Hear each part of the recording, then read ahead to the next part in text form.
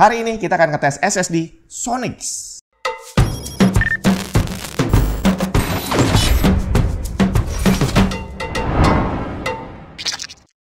Sonix. Saya nggak bisa dapat banyak informasi tentang brand ini karena kalau saya ketik di Google itu yang muncul langsung lapak di marketplace Indonesia. Nggak ada website dan sejenisnya yang menjelaskan tentang siapa itu Sonix dan produknya apa aja gitu ya. Jadi mau nggak mau informasi yang saya dapat hanya informasi di tempat lapak saya beli. Nah, yang bikin bingung adalah dari hasil googling itu gambarnya semua yang muncul itu stikernya beda sama yang saya dapat. Dan ini juga stikernya ditempel di belakang, bukan di depan. Nggak tahu deh ya. Jadi ini awalnya saya baca kok Sonix. Tapi kalau di yang tertempel di foto itu ya, itu namanya Sonix betulan.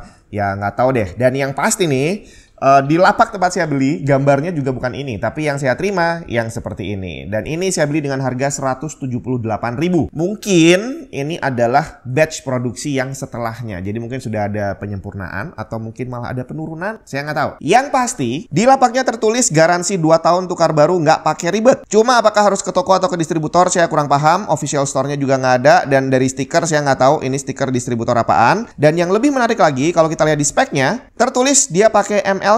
MLC itu di bawahnya SLC. SLC itu yang paling tinggi, MLC di bawahnya. Sedangkan yang umum dipakai sama SLC di pasaran saat ini, kalau nggak TLC, itu berarti bawahnya MLC, atau ada lagi yang QLC, itu lebih bawah lagi, bre. Dan dia bilang pakainya MLC. Bener atau nggak? Kita langsung buktiin aja. Initial speed test terlihat normal, cuma speed yang didapat di bawah standar SSD SATA zaman sekarang. Read-nya cuma 400-an dan write-nya di bawah 400 MB per second.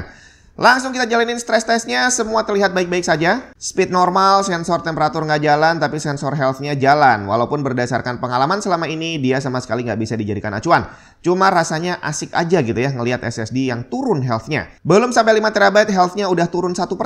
Dan berangsur-angsur turun terus, sampai sekitar genap sehari semalam. Saat SSD-nya hampir terisi 30 TB, health-nya udah di angka 94%. Saya lakukan speed test di sini dan hasilnya masih normal, baik di preset 1 GB, 4 GB, maupun 8 GB. Stress testnya dilanjutkan dan terlihat tidak ada hambatan sama sekali. Speednya benar-benar stabil. 50 TB berhasil dilalui dengan enteng di sekitar jam ke-49 dan saat itu health-nya udah di 89%. Apakah bakal bisa melewati 60 tera? Bisa banget lah ya.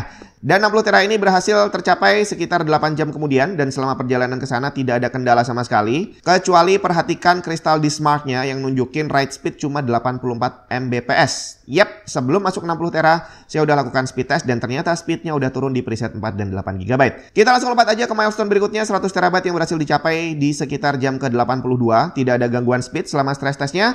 Saat itu kondisi health udah 78%. Kalau angka health ini benar, berarti SSD-nya harusnya bisa bertahan sampai sekitar 500-an terabyte kali ya kalau mau nunggu sampai 0%. Tapi apa mungkin sampai ke sana? Step by step aja kita lihat, 150 terabyte dulu yang berhasil dicapai di sekitar jam ke-125. Dan selama menuju ke sana, speed stress testnya juga masih sama. Waktu itu health-nya udah turun jadi 66%. Apakah benar bisa sampai 0%?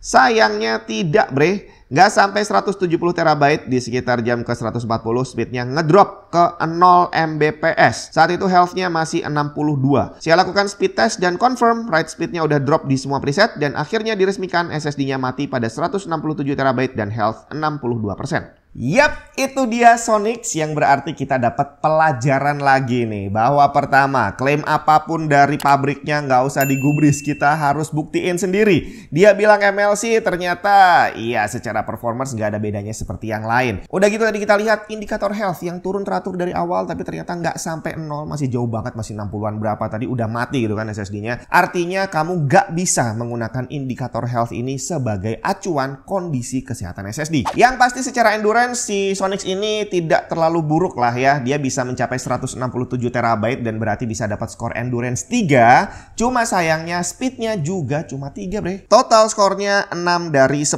Cuma kalau dibilang lumayan, begitu kita lihat harganya 178.000 jadi nggak lumayan lagi. Karena sekali lagi, udah banyak SSD dengan harga yang lebih murah dari itu punya performance yang lebih bagus. Jadi boleh dibilang price versus performance-nya ya masih kalah jauh dibandingin banyak SSD yang sudah kita tes sebelumnya. Untuk perbandingan hasil tes semua SSD yang sudah kita lakukan sepanjang tahun ini, kamu bisa cek aja spreadsheetnya ada di bawah. Kalau belum update, tungguin aja, nanti pasti akan diupdate. Dan udah, itu dulu untuk minggu ini. Kita ketemu lagi minggu depan.